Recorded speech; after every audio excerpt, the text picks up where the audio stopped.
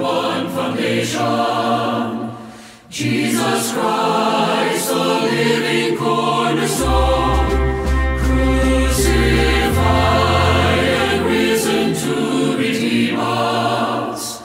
We adore and worship Him alone. 자, 우리 같이 고린도후서 3장 5절 오늘 하나님의 말씀 고린도후서 3장 5절의 말씀 같이 오늘 읽겠습니다. 고린도후서 3장 5절. 자, 고린도후서 3장 5절. 자, 한음성으로 크게 읽겠습니다. 시작. 우리는 어떤 일이 우리 자신에게서 난 것으로 생각할 만큼 능력이 있지 아니하며 오직 우리의 능력은 하나님에게서 나느니라. 기도하겠습니다. 하나님, 오늘 이 말씀을 높이시고 또 주님을 사랑하여 이 자리에 있는 성도들을 아끼시고 기억하시고 꼭 필요한 대로 말씀해 주옵소서. 우리가 듣겠나이다. 예수님의 귀한 전함을 받들어 기도하옵나이다. 아멘. 앉으시겠습니다. 지난번에 이어서 그리스도만으로 만족하는가, 그리스도만으로 만족하는가, 우리가 이 말씀을 통해서 살펴보도록 하겠습니다. 원래 여기서 보면 능력이라고 되어 있는데 3장 5절에 보면 생각할 만한 능력이 있다든지 아니면 우리의 능력은 하나님에게서 나느니라 라고 말했을 때 이 능력이란 단어는 1828년 노아 웹스터를 보면 이제 여러 가지 정의가 있는데 옛날 이전에 이 킹제임스 성경이 쓰이던 당시에서는 이것에 대해서 말하기를 충분한 어떤 능력이나 자격이나 이런 능력이나 자격을 이야기하는 것입니다. 어떤 자질이나 능력을 말하는 거예요. 자, 여기서는 어떤 능력이냐면 그것을 어떻게 적절하게 이것을 할 수 있고 또 공급되어지는 능력을 말하는 것입니다. 이러한 능력이라고 할 때 이것은 결론적으로는 우리를 만족시켜 주는 것입니다. 우리의 필요를 채워주는 것입니다. 이런 능력은 어디서 오는가? 사도 바울이 그 비결을 오늘 우리에게도 말씀해 주고 있습니다. 사람들이 지난 시간에 사람들은 행위를 통해서 만족을 얻으려고 그러고 종교적인 또 종교성을 통해서 만족을 얻으려고 그러고 부귀영화와 권력을 통해서 만족을 얻으려고 그러고 오늘 아까 우리가 찬송 불렀지만 명예를 통해서나 또 다른 것들을 통해서 만족을 얻으려 하지만 그런 것들은 오래가지 못하고 모든 것이 사라질 것이라는 것을 성경은 분명하게 말하고 있습니다. 그래서 전에 제가 시편 49편을 통해서 말씀드렸죠. 결국 뭐라고 그랬어요? 하나님을 믿는 자나 믿지 않는 자나 결국 지혜로운 자나 지혜롭지 못한 자가 다 어디로 갑니까? 다 무덤으로 들어가고 다 죽게 될 것이고 다 모든 것들이 허무하게 사라질 것이라고 말하고 있습니다. 그러나 이 땅을 살거나 장차 올 세상에서 살아갈 수 있는 모든 것들을 공급하시는 분이 계신데 그것이 바로 하나님이라고 성경은 분명하게 말하고 있습니다. 시편 127편 1절 2절 우리가 잘 알고 있지만 거기도 보면 주께서 집을 세우지 아니하시면 그것을 세우는 자들의 수고가 헛되고 주께서 도시를 지키지 아니하시면 파수꾼의 깨어있음이 헛되도다. 너희가 일찍 일어나고 늦도록 앉아있으며 고통의 빵을 먹음이 헛되도다. 이처럼 그분께서 자신이 사랑하는 자에게 잠을 주시는도다 라고 말했습니다. 이 잠을 주신다는 것은 걱정 근심이 없어지는 거예요. 그리고 그의 출처가 그의 원천이 확실하니까 걱정할 필요가 없다는 거죠.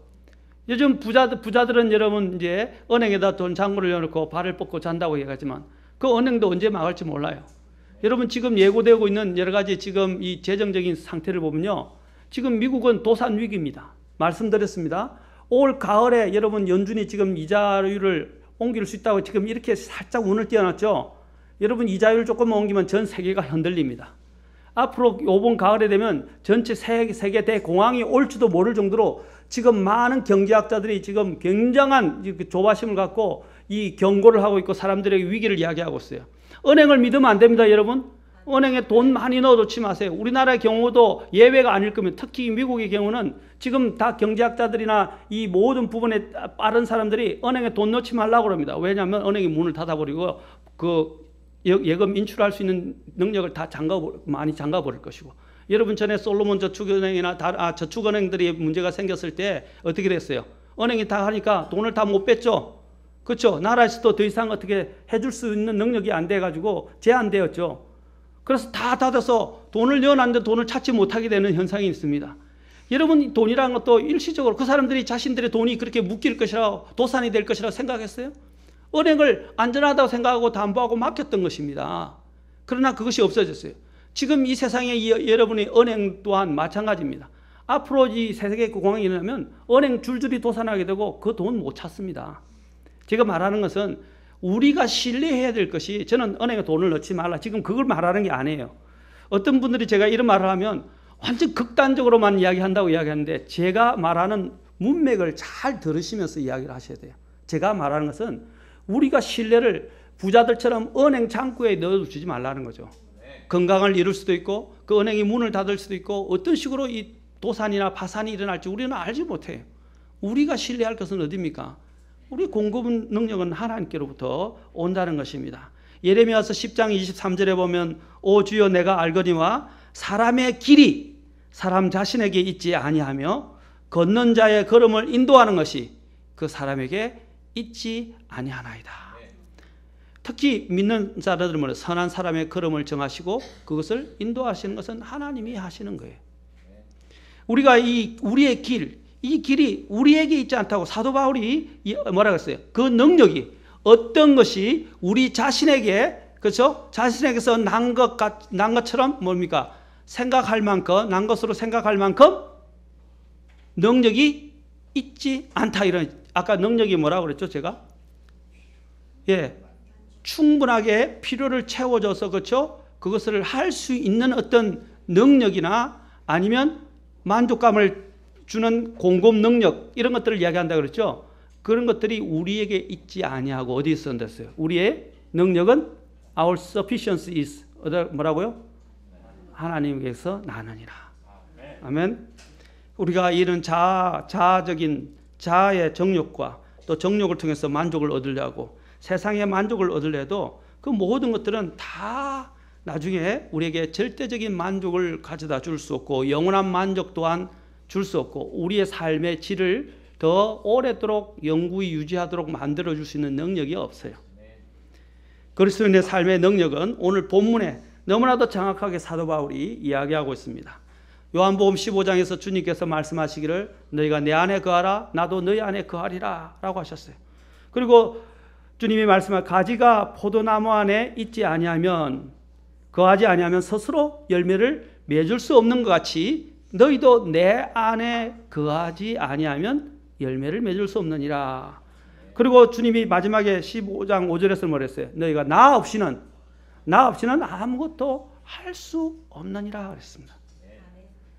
여러분, 우리가 너무 이 세상에서 신뢰하는 게 너무 많아요. 붙잡고 있는 게 너무 많다 이 말입니다. 우리가 거기서 뭔가 올 것처럼 이야기하는데 우리의 도움은 어디서 오는 것입니까? 사람에게서 오는 것이 아니고 하나님에게서 오는 거예요. 제가 전에도 간증했듯이 이전에 있던 제가 교회에서 굉장히 상황이 재정적으로 많이 어렵게 되었어요. 하나님이 항상 제가 목회 한 18년 정도 할 동안에 놀라웠게도 하나님이 때로는 적자가 있기도 했는데 항상 공급하셨어요.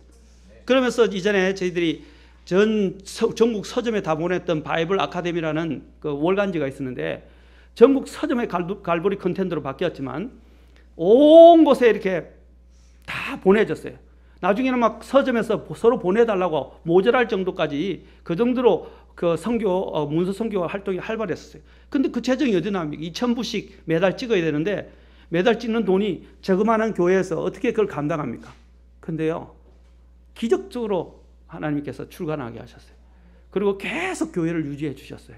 그리고 또 한 번은 재정적으로 확 할 때 하나님이 전도지를 통해서 한 명이 구원을 받았어. 구원에 한 분이 교회를 확 신어갖고 이 교회다 하고 오랫동안 성경적인 교회를 찾다가 우리 교회를 오게 됐어요. 전도지 들고. 근데 그분이 전에도 말씀드렸죠. 제가 몇 년 동안에 자기의 11조를 다 모아놨던 것들을 그냥 교회 다 헌납을 한 거예요. 헌금을 하고. 그러면서 재정이 갑자기 막 그렇죠? 흑자로 돌아서면서 재정적으로 굉장히 여유 있게 하나님이 공급하시고 제 개인적인 삶에서도 마찬가지예요. 어릴 때 생각지도 않는 곳에서 하나님이 공급하시고 주시고 하나님께 맡기고 나아가니까 하나님이 다 채워주시는 것을 경험을 했습니다. 지금도 마찬가지예요. 제 생활 능력으로는 살아갈 수가 없어요. 지금요. 살아갈 수 없는데 하나님이 공급하시는 거예요. 저는 이런 삶을 너무 많이 누려왔고, 그래서 하나님 앞에서 차라리 하나님이 너무 잘해 주셨어요. 어떤 때는 하나님 앞에서 게을러지기도 하고 나태해지기도 하는데, 때로는 하나님이 저의 마음을 치셔서 저로 겸손하게 만들고 하나님께 기도하게 만들고 하나님이 공급하신 것을 느끼게 됩니다. 제가 여러분 제 자랑이 될 것 같아서 제가 일일이 지금 간증을 안 하는 거예요. 저희 삶뿐 아니라 우리 교회도 보십시오. 얼마나 놀랍습니까? 지금 이전에 우리가 저쪽에 있을 때, 거여동에 있었을 때도 어땠었어요? 갑자기 적자가 누적폭이 계속되고 가지고 있었던 그 예치되었던 것까지도 어떻게 해요? 다 까먹고 있었어요. 감당을 못했어요. 그렇지 않습니까? 그래서 어떻게 하냐는 생각까지 할 정도로 고민이 굉장히 심했는데, 또 월세도 내야 되고. 그런데 하나님께서 갑자기 극적으로, 그렇죠?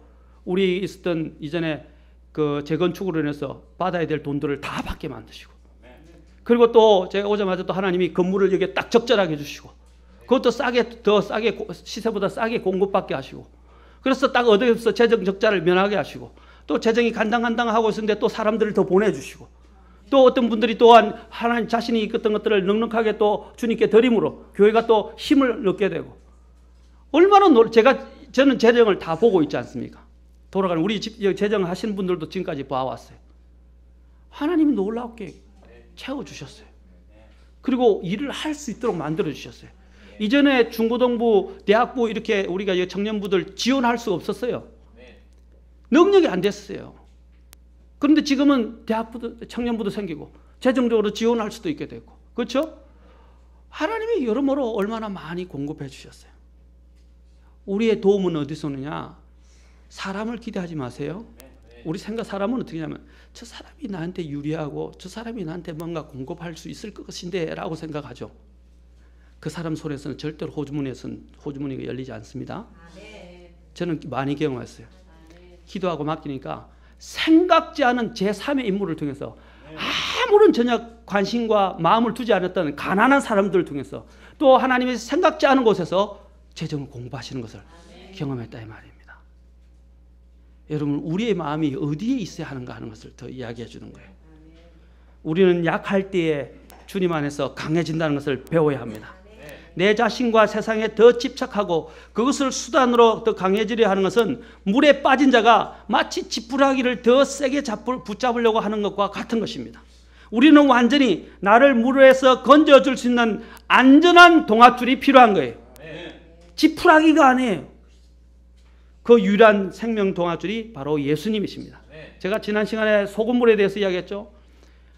바다의 망망대해에서 혼자서 이렇게 이제 떨어져서 어디로 가야 될지 고립된 상태에서 배를 타고 가는데 목이 너무 말라요. 그 소금물을, 목 마르다 소금물을 퍼마셔 보세요. 갈증은 더 심해지고, 그 순간은 해갈될지 모르지만 갈수록 해갈되고 그 사람은 더 빨리 죽습니다. 그렇죠? 진짜 물을 마셔야 되지 않습니까? 마치 이 세상에서 주는 모든 도움은 마치 여러분 소금물과 같은 거예요. 여러분이 마시면 마실수록 더 어떻게 돼요? 더 갈증을 느끼게 돼 있어요. 영혼의 갈증을. 이 마찬가지입니다. 특히 이 우리의 모든 이런 수단과 방법들이 또 정당하지 않은 것들이 이 세상에 너무 많아요. 우리가 그런 것들에 집착하고 그런 것들이 눈에 보이는 것을 쫓아가지 마십시오. 성경에서 뭐라고 그랬습니까? 눈에 보이는 것은 보이는 것이 아니요 보이지 않는 것이니, 보이는 것은 잠깐이요 보이지 않는 것은 영원함이니라 그랬어요. 눈에, 이것은 철학이 아니에요. 이거는 진리예요. 우리는 눈에 보이는 것을 쫓아가는 사람이 아니에요. 우리는 눈에 보이는 이 눈에 의해서 우리의 믿음 생활하는 게, 우리는 보이는 것에 의해서 사는 사람이 아니라 믿음에 의해서 사는 사람들입니다. 우리는 이 진리라, 내가 약해지고 내가 낮아지고 내가 하나님 앞에 한없이 작아지기 시작할 때 주님은 커지시고 주님의 긍휼은 나를 감싸고 주님의 은혜가 나 위에 더 넘치도록, 흘러 넘치도록 임하게 되는 것입니다. 그래서 사도 바울이 고린도후서 12장 9절과 10절에서 이렇게 고백하고 있지 않습니까? 12장 9절 10절. 사도 바울은 하나님이 주신 게 너무 많았어요. 상당히 많았지 않습니까? 많았어요. 그런데 그에게 이제 정말로 아픈 일이 생겼어요. 뭐냐면 몸에 건강에 큰 이상이 있었어요. 그게 뭔지 모르는데 많은 사람들은 암병이었을 것이다 라고 안질이었을 것이다 이야기합니다. 그런데 그가 그래서 큰 글씨를 쓴 거 보면 자기가 글자를 쓸 수 없고 대피를 했던 거 보면 안질이었을 가능성을 이야기합니다. 그는 정말로 많은 것을 누렸던 사람이고 많은 능력을 가지고 있었어요. 하나님 주신 은사나 달란트가 많았어요. 그렇죠? 그런데 그에게서 정말 고통스러운 일이 바로 이 안질이었는데 눈이 아프면 참 힘듭니다. 그렇죠? 특히 이 눈에 안압이 높다든지 혈압이 높다든지 아니면 눈에 병이 오면요, 이 정말 다른 어떤 고통보다도 심하다고 이야기하더라고요. 저희 어머니께서도 수술을 하고 난 다음에 안압이 생겨서 안압에가 눈이 터질 것 같고 골이 터질 것 같고 막 눈이 튀어나올 것 같이 막 그렇게 고통스럽대요. 그래서 압을 낮추는 그 약을 먹고 막 응급 조치를 해가지고 바로 이 안압이 낮아지면서 이제 결국 이제 정상적으로 몸을 찾게 돼요. 큰 위험에 빠질 뻔하셨습니다. 이 눈의 이 문제는 큰 문제인데 어쨌든 사도 바울이 이러한 고통 가운데서 하나님 앞에 얼마나 고통스러웠으면 하나님 앞에 이것을 좀 가져가더라고. 이것을 좀 제거해 주시더라고. 기도를 했었어요. 그래서 하나님이 사탄의 가시를 넣어놓으셨다고 말씀하셨는데 그 사탄의 가시를 왜 두셨습니까? 주님이 이렇게 말씀하셨어요. 고린도후서 12장 9절 10절 잘 보세요. 그분께서 같이 읽읍시다. 고린도후서 12장 9절 10절 시작. 그분께서 내게 이르시되 내 은혜가 내게 족하도다. 나의 강한 능력은 약한 데서 완전해지느니라 하셨느니라. 그러므로 내가 오히려 크게 기뻐하며 나의 연약한 것들을 자랑하리니 이것은 그리스도의 권능이 내 위에 머무르게 하려 함이라. 그러므로 내가 그리스도로 인하여 연약한 것들과 치욕과 궁핍과 핍박과 고난당하는 것을 기뻐하노니 내가 약할 그때에 내가 강하니라. 자, 사도 바울이 말한 것을 보세요. 주님이 뭐라고 하셨어요? 네가 받은 은혜가 족하다. 너의 은혜가 내게 족하도다. 내 강한 능력이 네가 약할 때에 강해지게 된다. 완전해지게 된다. 그래서 사도 바울이 내 약한 것을 자랑하리라고 그랬어요. 그럴 때 또 그리스도의 권능이 그 위에 자기 위에 머무른다고 이야기를 했습니다. 왜 우리가 그렇게 세상의 지혜와 세상의 재물과 세상의 명예와 자아에 집착하는 것입니까? 왜 그렇게 세상과 세상 것들에 집착하는 것입니까? 사랑하는 성도 여러분, 우리가 무엇을 신뢰해야 하는지를 오늘 여기서 우리는 보아야 됩니다. 전도서 5장 11절에 보면 재물이 늘어나면 그것을 먹는 자들도 늘어난다 그랬어요. 우리도 그렇죠. 회사가 커지면 그 회사를 통해서 또 먹여야 될 사원들이 많아지죠. 그런 원리입니다. 재물이 나면 그것을 먹는 자들도 늘어나니 그것의 소유주들이 자기들의 눈으로 그것을 바라보는 것 외에 무엇이 그들에게 좋으랴? 수고하는 자는 적게 먹든지 많이 먹든지 잠을 달게 자거니와 부자는 풍요함으로 잠들지 못하리로다. 내가 해 아래서 본 큰 악이 있는데 그것은 곧 소유주들을 위해 간직한 재물이 그들에게 해가 되는 것이라. 여러분, 가진다고 해서 이것이 다 그 사람에게 행복을 가져다 주는 것은 아니다 라고 분명히 이야기합니다. 또한 이 세상에서 결코 만족하지 못하는 것들을 주님은 또 놀랍게 말씀하시는 부분인데 재밌는 말씀이에요. 이거 한번 볼까요? 잠언 27장 20절입니다. 잠언 27장 20절 참 재밌는 표현이에요. 잠언 27장 20절 지옥과 멸망이 결코 가득 차지 아니하는 것 같이 사람의 눈도 결코 만족하지 아니하니라. 여러분, 지옥은 절대로 가득 차지 않습니다. 어떤 사람들이 농담으로 내가 들어갈 지옥은 없을 것 같아. 지옥은 10,000원이야. 지금도 많은 사람이 들어간다는데 내가 그것까지 들어가겠어. 이렇게 이야기하는 사람이 있어요. 성경에 뭐라는지 아세요? 지옥이 확장 공사한다고 그랬어요. 여러분, 여기에 지진이 일어나죠? 마그마가 터지죠? 그 일이 무슨 일인지 아십니까? 지옥이 확장하는 거예요. 안 믿으세요? 성경이 말하는 거예요. 이사야서요. 지옥은 절대로 가득 차는 법이 있어요. 무덤과 지옥은 뭐라고요? 다오 이렇게 해요. 그런데 사람의 욕심도 뭐라고요? 눈도 결코 만져가지 않고 계속 보려고 그러고요.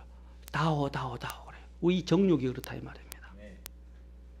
인간의 탐욕은요 끝이 없어요. 여러분, 내가 이것만 있으면 행복할 것 같아. 큰 집만 있으면 행복할 것 같아. 이 차만 있으면 행복할 것 같아. 이런 뭔가 있으면 행복할 것 같아. 내가 피아노를 잘 치는, 하은이처럼 잘 치는 재주만 있으면 행복할 것 같아. 그래서 저도 열심히 배우고 있는데 행복하지 않을 것 같아. 만족하지 못해.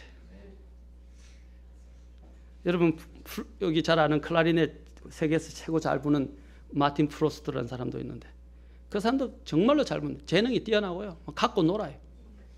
근데 그 사람도 연습한다고요. 스스로에 대해서 만족을 못해요. 만족 못한다고요. 사람의 이 욕심과 만족은 끝이 없어요. 기준을 정할 수가 없어요. 그러나 그런 만족을 다 완전히 채워줄 수 있는 분이 뭐냐면, 여기 아까 스피시언시, 여기에서 말하는 능력이라는 단어가 또 한마디로는요, 또 한 가지로는 모든 것들을 공급하시는 것뿐 아니라 자질까지 이야기합니다. 그리고 완전성까지 이야기합니다. 완전하다, 이런 뜻도 갖고 있어요. 그러니까 완전히 채워버리는 거예요. 그것을 할 수 있는 것이 어디서 난다고요? 하나님에게서 나느니라. 아멘. 이전에 이 구약 백성들이 어떻게 했어요? 이스라엘 백성들이 하나님이 주시고 하늘에서 만나까지 주시고 옷도 헤어지지 않고 신발도 헤어지지 않고 바위에서 물이 나오게 하시고, 그렇죠? 그들을 다 공급했어요. 부족한 게 없었어요. 그냥 하나님만 믿고 순종하며 따라가면 되는데 뭐예요? 이제 이 실정을 느끼면서 어떻게 해요? 이집트를 그리워하면서, 엊그저께 뭐 부추, 마늘, 양파 이야기했는데 또 뭐 있지 이렇게 이야기했는데, 그 뭐 고기와 뭐 부추, 마늘, 양파 이런 것들을 막 즐기다 보니까 이제 하나님이 주신 천사가 먹는 음식보다 더 좋은 게 어디 있어요? 그거보다 더 준다. 저는 만나 한 번이라 먹어봤으면 좋겠어요. 그거보다 더 좋은 게 어디 있냐고. 그런데도 사람들은 어떻게 해요? 실정을 해요. 그게 왜냐하면 인간의 마음속에 있는 욕심 때문입니다. 욕심이 잉태한 적 죄를 낳고 죄가 완료된 적 사망을 이루느니라. 이 욕심은 끝이 없다는 거예요. 그러나 우리가 절대 만족을 주시는, 절대 충분히 되시는 우리 그리스도를 우리 안에 완전하게 우리가 모시게 될 때, 그분이 내 안에 거하게 될 때 충만하게 우리의 욕심은 사라지게 되고 없는 것 가운데서도 만족할 수 있게 됩니다. 아멘. 그게 디모데전서 6장에서 사도 바울이 딱 고백하는 거예요. 만족할 줄 아는 뭡니까? 경건이 뭡니까? 이득이 되느니라. 먹을 것과 입을 것이 신석 어떻게 해요? 예? 만족하다 그랬어요. 그것으로 족하다 그랬어요. 참 만족한 생활과 관련해서 그리스도만으로 충분한 기독교라는 존 메가더의 책이 있습니다. 생명의 샘에서 발간된 얘기인데 저한테도 지금 있는데 책이 상당히 좋습니다. 물론 교리적으로 우리가 조금 틀리고 여러 가지 좀 문제가 있지만 이런 부분에서는 이분도 뛰어납니다. 그분이 이렇게 적었습니다. 그 본문 중에 보면 예수님은 갈보리에서 구속 사역을 성취하실 때 승리를 선언하듯 다 이루었다 크게 외치셨다. 구원 사역은 성취되고 완성되었다. 부족한 것은 아무것도 없었다. 구원을 받는 모든 사람에게는 그리스도를 아는 참된 지식을 통해 생명과 경건에 속한 모든 것이 허락된다. 그리스도 안에서 우리는 지혜와 의와 거룩함과 구원을 얻는다. 그리스도의 은혜는 어떤 상황에서도 충분하다. 우리는 그리스도 안에 있는 모든 영적인 복을 받았다. 그리스도는 한 번의 희생제로 우리를 영원히 완전케 하셨다. 우리는 그리스도 안에서 부족함이 없다. 그 누가 여기에 무엇을 더할 수 있는가? 그러므로 주 예수 그리스도를 소유하면 곧 모든 영적인 원천을 갖게 된다. 모든 힘, 지혜, 위로, 기쁨, 평안, 의미, 가치, 목적, 소망, 인생의 성취는 이제부터 영원토록 그분께 달려있다. 기독교는 부족함 없는 그리스도와의 부족함 없는 관계이다 라고 이야기를 했습니다. 우리가 그리스도인이라면 정말 반드시 이런 질문을 해봐야 합니다. 과연 나는 예수 그리스도로 충분한가? 과연 나는 예수 그리스도로 만족하는가? 과연 나는 예수 그리스도로 인해서 그분을 통해서 살아갈 능력을 가지고 있는가? 저는 진짜로 우리에게 필요한 것은 아까 우리 자매님이 잘 간증해갖고 이야기했지만 머리로 주님을 아는 게 아니라 가슴으로 알아야 돼요. 마음으로부터. 믿음으로 우리는 주님을 알아야 합니다. 아멘. 인격적으로 알아가야 돼요. 많은 사람들이 너무 많이 예수님에 대해서 들었어요. 제가 전에도 이야기했죠. 제가 부산교회 가서 설교했을 때 그것을 강조했어요. 자녀들에게 특히 여겼어요. 오랫동안 교회 다니고 예수님에 대해서 많이 들어왔는데 그것으로 충분하지 않다는 거죠. 맨날 예수님이 십자가에 못 박아 죽고 3일 만에 부활하시고 늘 들어왔던 문제예요. 그래, 문제는 그것이 내 것인가 하는 거예요. 그 십자가에 죽으신 예수님이 세상의 구주로 오셨고 죽으셨지만 그분이 바로 나를 포함해서 나를 위해서 죽었냐 하는 것이 더 중요한 문제예요. 그걸 깨닫는데 시간이 너무 많이 걸린 사람이 있었어요. 사랑하는 성도 여러분, 주님과의 관계는, 믿음의 관계는 인격적인 관계입니다. 그리고 생생한 실제적인 관계예요. 머리가 아니에요. 머리. 오늘 여기 우리 있는 청소년들도 마찬가지예요. 머리로 예수님을 알려고 하지 마세요. 머리로 들으면 그걸 마음으로 한번 깊이 있게 생각해 보세요. 제가 얘기했죠. 오늘날 현대인들의 가장 큰 문제가 뭐예요? 너무 얄팍해졌어요. 얄팍이 뭐예요? 그냥 듣고 잊어버리고 듣고 잊어버리고 너무 많은 정보들에 노출되어 있어요.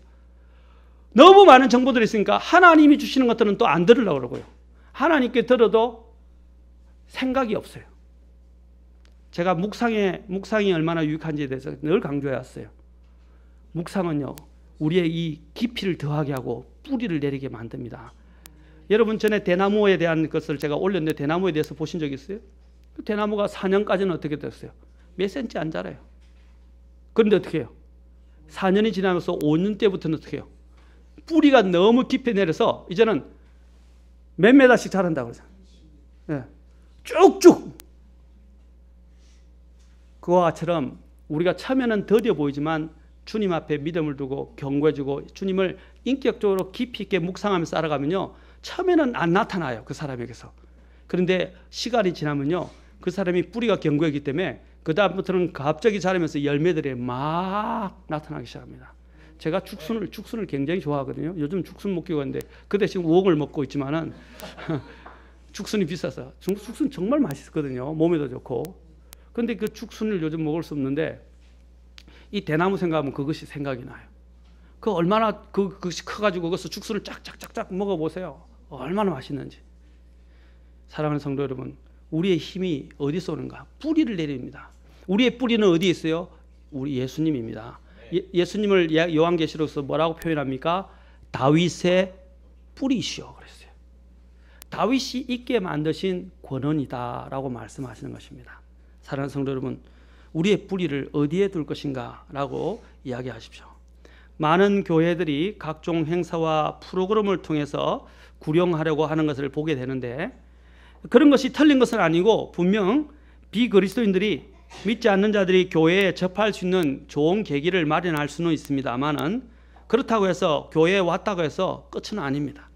우리는 그들에게 확실한 복음을 제시해야 합니다. 그 복음의 중심은 누구입니까? 그리스도입니다. 그리스도의 복음이에요. 그래서 여기 로마서에서 보면 하나님의 복음, 그리스도의 복음이라고 이야기를 하고 있어요. 그 그리스도의 복음이에요. 그 그리스도의 복음이 사람을 거듭나게 하는 거예요. 프로그램이 아니에요. 많은 사람들이 거듭남의 비밀, 어떤 사람은 제사함의 비밀이라고 하는데 여러분 그건 비밀이 아니에요. 그것은 잘못된 말이에요. 제사함이 우리의 구원의 목적이 아니에요. 우리의 목적이 아니에요. 뭡니까? 우리는 왜 죄 가운데서 그리고 멸망에 던져지게 되었는가를 하는 것을 알고 그것을 완전히 해결해 주시는 분이신 유일한 분이신 예수님을 얻으면 모든 것을 얻는 거예요. 제사함을 위해서 예수님을 믿는 게 아니고 예수님 나를 위해서 해주신 그 예수님의 사랑을 알고 그분을 믿고 그분을 얻으면 모든 걸 얻는다. 죄사함도 얻고요, 영원한 생명도 얻고요, 그렇죠? 하나님의 자녀되는 입양권도 얻고요, 또 상속도 다 얻고요, 모든 걸 얻는 거예요. 우리의 목적은 죄사함이 아니에요. 지옥에서 건짐받는 자체가 목적이 아니에요. 무엇입니까? 나를 사랑하신 주님을 알아가는 거예요. 그래서 빌립보서 3장에서 사도 바울이 뭐라고 말합니까? 우리가 잘 아는 말씀이지만 다시 한번 빌립보서 3장 7절부터 9절입니다. 오늘은 좀 더운가 봐요. 더우신 것 같아요. 이 에어컨을 좀 벌써 틀어야 될 것 같아요. 좀 공기 환기를 위해서.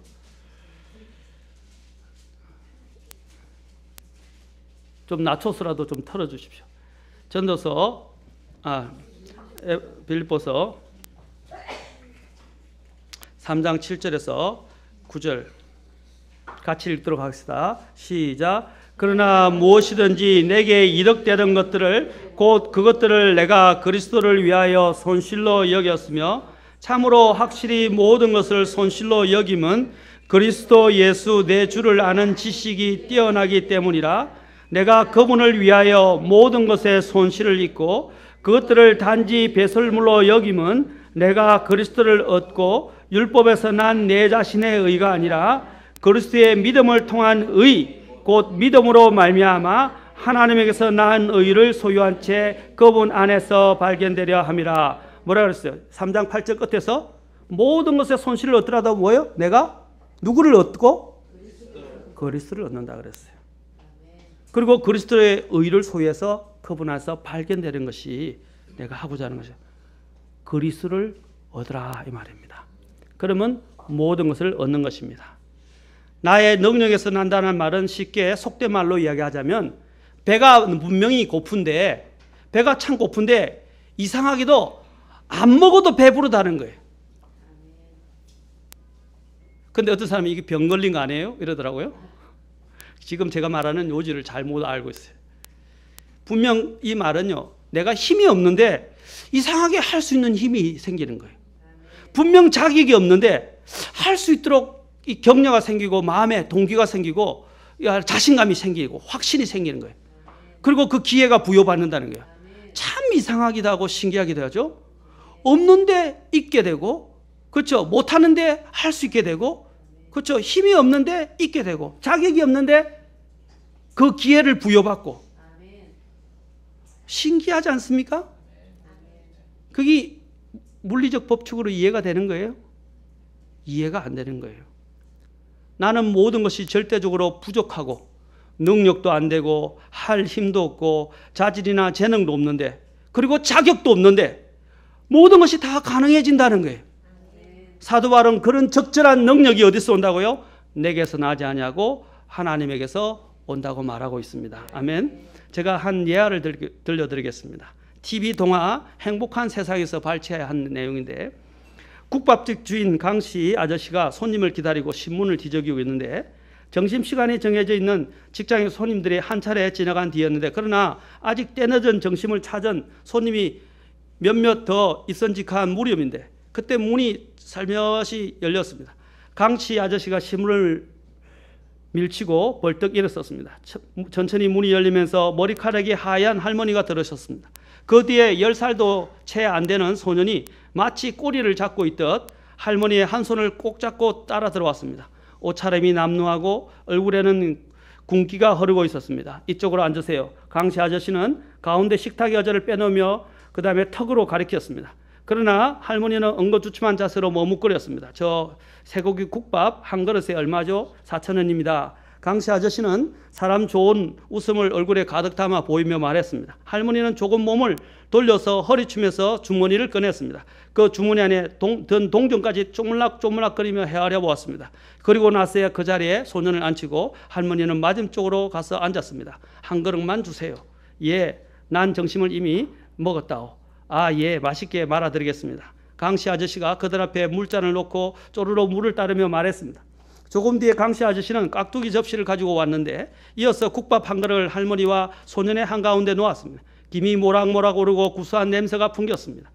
아가야, 어서 많이 먹어라.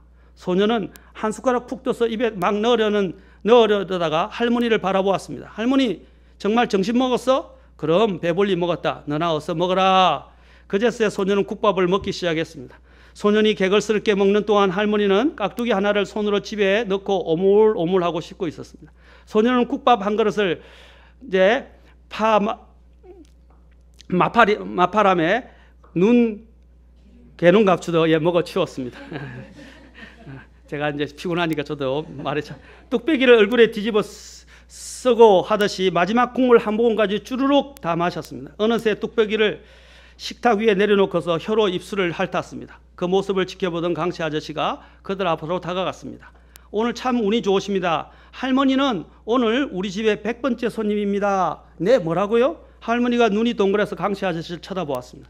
무슨 소리인지 몰라서 불안해하는 눈치였는데 우리 집에서는요, 그날의 100번째 손님께는 돈을 안 받아요. 그래서 작은 복권을 하나 타신 셈이지요. 할머니는 긴가민가 하면서 웬 행제냐는 기색을 굳이 숨기지 않았습니다. 아니 그게 정말인가요? 아 그럼요. 오늘은 그냥 가시고 다음에 또 오십시오. 제가 이제 일 다 읽어주면 어려우니까 그래서 아이가 자기만 맛있게 먹으니까 이제 너무 미안하잖아요. 이제 할머니도 먹게 해주고 싶은 거예요.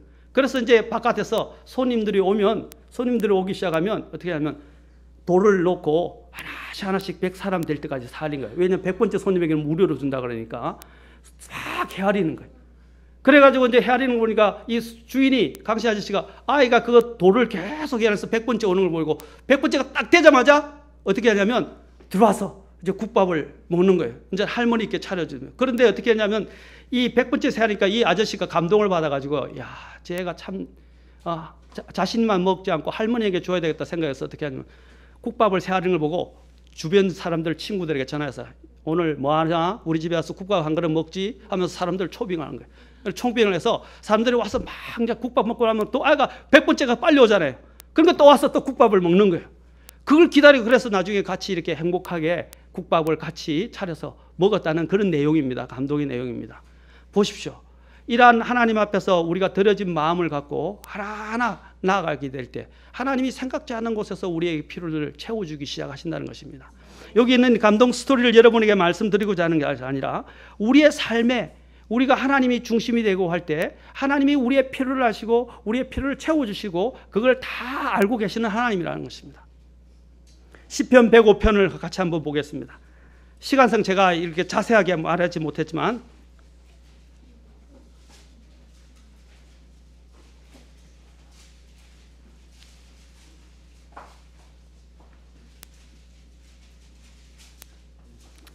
자, 아까 제가 이게 내용 중에서 꼭 이것만은 이야기하고 넘어가야 될 것 같아요. 참 감동적인 것인데 이 아이가 이제 할머니를 100번째 되어서 데리고 들어와서 할머니 오늘은 내가 할머니께 사드리는 거야. 소년은 할머니의 귀에 대고 나직이 속삭였어요. 그래서 할머니가 그래 고맙다 하고 할머니가 더없이 행복한 얼굴로 소년을 바라보았어요. 이제 진짜 100번째 손님이 된 이 할머니가 이제 쇠고기 국밥을 대접받고 먹고 있는데 우리 이 아저씨가 강씨 아저씨가 이 주인 아저씨가 귀에다가 이제 그 아내가 속삭이면서 뭐라고 말했냐면 여보 저 아이에게도 한 그릇 우리 줍시다 이야기를 하니까 강씨 아저씨는 고개를 저었습니다. 안 된다고. 그리고 왜 그러냐면 그런 말 하지 마세요. 쟤는 오늘 안 먹어도 배가 부르는 법을 배우는 것입니다 라고 이야기를 했습니다. 그래서 특적으로 할머니와 이 아이를 찾아왔는데 할머니는 천연덕스럽게 혼자 국밥을 후루룩 먹고 있는데 아이의 눈길은 할머니의 숟가락을 따라 국밥 쪽으로 입으로 왔다 갔다 그래요. 그러다가 몰래 침을 꼴깍 삼키고 너 정말 배가 안 고파? 좀 남겨줄까? 할머니가 이야기하니까 나 안 먹어요. 정말 배불러요. 이봐. 배를 내밀면서 이렇게 내밀면서 깍두기 하나를 할머니처럼 입에 물고 날름 들고 그걸 오물오물 씹었습니다. 제가 이야기하는 것은 얘가 안 먹고도 배부르는 법을 배우는 것입니다. 우리도 마찬가지예요. 여러분 먹어야 배가 부른 것이 아니에요. 하나님이 채우실 때 우리는 이 세상에서 누리지 못해도 우리 안에 이 안에서 하나님이 주시는 평안과 능력으로 이 세상을 살아갈 수 있는 것입니다. 가난해도 가난하다는 느낌을 받지 못하고 힘들어도 힘들다고 생각하지 못하면서 하지 않고 세상을 살아갈 수 있는 거예요. 제가 진짜 군대 생활하면서 정말로 힘들었습니다. 군대 생활 너무 힘들었어요. 그런데 군대 생활 얼마나 힘들었는데 어떻게 해서든 진짜 탈영하고 싶은 때도 있었고 너무 많이 맞고 너무 많이 힘들어가지고 그런데 하나님께서 어떻게 견뎠냐면 보초 쓸 때마다 두드려 맞을 때마다 벌 쓸 때마다 힘들 때마다 성경 구절을 암송하고 내 안에 있는 배웠던 찬송을 불러가면서 하나님 앞에서 버티면서 섰었어요. 그러니까 어느덧 2년 6개월이 지나고 30개월이 지나고 제대할 날이 온 거예요. 얼마나 기뻤던지 말로 형용할 수 없어요. 그때 기분은 하늘을 그냥 붕 떠서 날아가는 기분이었어요. 그래서 주님께 감사합니다. 감사합니다. 그 강원도 그 골짜기가 울려 퍼지도록 할렐루야, 할렐루야. 감사합니다. 그렇게 했었어요. 얼마나 감사한지 몰라요. 사랑하는 성도 여러분, 주님이 우리의 능력이 되십니다. 시편 105편 39절부터 41절 한번 봅시다. 시편 105편 39절부터 41절입니다.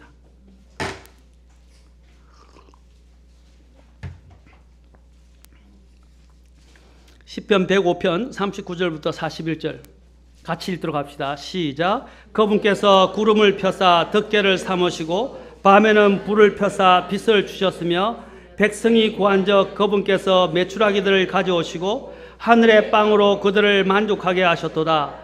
그분께서 반석을 여심해 물들이 솟아나와 마른 곳에서 강같이 흘렀으니. 보십시오. 자, 여기서 보십시오. 하나님이 어떻게 했어요? 구름을 펴서 그들을 그늘을 주시고 밤에는 불을 펴서 따뜻하게 빛을 주시고 또 백성들에게 고기 메추라기를 주시고 하늘에서 빵 만나를 내려주시고 배부르게 하시고 만족시켜줬다고 되어 있죠. 또 반석을 여셔서 물들도 주시고 마른 곳에서 강같이 흐르게 하나님이 역사하시고. 무슨 말입니까? 하나님이 그들의 필요를 다 공급해 주셨다는 말입니다. 사도 바울은 말합니다. 어떤 일이 우리 자신에게서 난 것으로 생각할 만큼 능력이 있지 않냐며 오직 우리의 능력, 아까 말했죠. 이것은 자질, 공급, 그렇죠? 그 모든 이런 자격 그리고 그런 것들의 능력은 하나님에게서 오느니라, 나느니라. 또한 고린도후서 9장 8절도 한번 더 봅시다. 고린도후서 9장 8절. 6절부터 10절인데 자, 이것만 하고 정리하겠습니다. 6절부터 10절까지.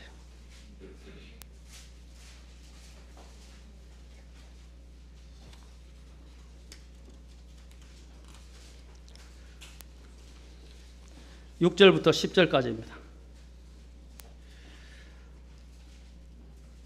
자, 같이 한번 읽읍시다. 시작. 다만 내가 말하는 바는 이것이니 곧 인색하게 뿌리는 자는 또한 인색하게 거둘 것이요 풍성하게 뿌리는 자는 또한 풍성하게 거두리라는 것이라. 저마다 자기 마음속에 정한 대로 낼 것이요 마지못해 하거나 억지로 하지 말지니 하나님은 즐거이 내는 자를 사랑하시느니라. 이제 9장 8절을 더 주의하십시오. 9장 8절과 10절. 자, 시작. 하나님께서 능히 모든 은혜를 너희에게 넘치게 하시나니 이것은 너희가 항상 모든 일에서 모든 것이 넉넉하여 모든 선한 일을 풍성히 하게 하려 하심이라. 이것은 기록된 바 그가 널리 재물을 흩어 가난한 자들에게 주었으니 그의 의가 영원히 지속되는도다 한과 같으니라. 씨 뿌린 자에게 씨를 제공하시는 분께서 이제 너희 양식으로 빵도 제공하시고 너희가 뿌린 씨도 번성하게 하시며 너희 의의 열매도 늘어나게 하시리니. 하나님께 드릴 때 하나님을 믿고 그냥 하나님 앞에 즐거운 마음으로 내드리란 말입니다. 아멘. 그러면 어떻게 한다고 그랬어요? 9장 8절에서 능히 모든 은혜를 너희에게 넘치게 하신다고 약속하셨어요. 아멘. 인색하게 뿌린 자는 인색하게 거둘지만 그러나 풍성하게 뿌린 자는 풍성하게 거둘 것입니다. 하나님을 믿기 때문에. 그런데 그것이 어떻게 한다고요? 너희 모든 은혜를 너희에게 넘치게 하셔서. 어떻게 하신다고요? 우리가 모든 일에서 모든 것이 넉넉해서 모든 선한 일을 풍성히 하게 하시기 위해서다. 그 다음에 더 나가서 9장 10절 보세요. 또 여러분 뭔가 파종을 해서 수확을 얻으려면 뭘 해야 돼요? 씨를 뿌려요. 그런데 뭐라고 그랬어요? 씨를 뿌린 자에게 뭘 제공한다고요? 씨가 없으면 아무리 노력해도 소용이 없어요. 그 씨를 누가 준다고요? 하나님이 제공해요. 그래서 씨를 통해서 양식으로 빵도 주시고 뿌린 씨가 또 번성하게 하시고 그 씨로부터 열매까지 나게 해요. 누가 하신다고요? 씨를 주시는 하나님께서. 그래서 주님께서는 뭐라 했어요? 주는 것이 받는 것보다 행복하니라 복되도다라고 말씀하셨어요. 사랑하는 성도 여러분, 우리의 이 필요를 이제 머리로가 아니라 실질적으로 주님 앞에 내어드리시기 바랍니다. 그러면 하나님이 여러분의 필요를 다 하시는 주님께서 여러분을 갚아주시고 또 여러분의 필요를 채워주시기 시작하실 것입니다. 그걸 한번 경험해 보십시오. 조지 뮬러가 우리하고 다른 사람입니까? 같은 사람입니다. 히브리서 11장에 나오는 믿음의 영웅이 우리하고 다른 사람입니까? 같은 사람입니다. 기도의 응답을 너무나도 놀랍게 받았던 엘리야가 우리하고 다른 사람입니까? 아닙니다. 야고보는 우리와 같은 성정을 가진 사람이었다고 합니다. 근데 그가 놀라운 일은 하나님의 응답을 받았어요. 근데 왜 그들은 받는데 왜 나는 못 받습니까? 그들의 하나님이 나의 하나님이 아닙니까? 아니에요? 믿음의 그 영웅들의 하나님이 바로 나의 하나님입니다. 아멘? 주는 나의 목자시니 내가 부족함이 없으리로다. 시편 23편에서 사도 다윗이 이야기했을 때 주는 뭐라고 했어요? 나의 목자시라고 그랬어요. 나의 목자란 말입니다. 우리의 목자가 아니고 나의 목자신이라고 되어 있어요. 그리고 뭐라고 고백했습니까? 내가 부족함이 없으리로다 그랬어요. 사랑하는 성도 여러분, 이것은 진리입니다. 여러분, 주님을 나의 목자로 삼으시고 그분께 한번 매달려 보십시오. 해결 안 되는 문제, 불가능하다고 생각되어진 문제, 내가 고치지 못하는 죄의 문제, 내가 해결해서 넘어서지 못하는 불가항력적인 문제, 조지 뮬러처럼 주님 앞에 가져서 눈물로 주님 앞에 매달려서 한번 구해 보십시오. 구해 보셨습니까? 구해 보셨습니까? 금식하면서 울면서 통곡하면서 하나님 앞에 내 마음을 쏟아 놓으면서 마치 여기 우리가 알고 있는 사무엘의 어머니 안나가 하나님 앞에 자신의 혼을 쏟아 놓으면서 울면서 기도했던 것처럼 하나님 앞에 구해 보셨습니까? 사랑하는 성도 여러분, 하나님을 신뢰합시다. 그리고 여러분의 모든 어떤 문제든 하나님 앞에 한번 구해 봅시다. 우리 교회의 문제도 마찬가지예요. 구해 봅시다. 우리 한 형제님이 이야기했는데 요즘 아침마다 금식하신다고 그러더라고요. 요즘 금식을 잘 안 하는데 금식한다는 이야기를 듣고 참 제 마음이 감사하기도 하고 기쁘기도 하고 민망하기도 하고 미안하기도 했어요. 내가 그 형제님을 위해서 정말 금식까지 하면서 기도해봤냐는 생각이 들더라고요. 사랑하는 성도 여러분, 우리가 하나님 앞에 지금은 간절히 매달려야 할 때입니다.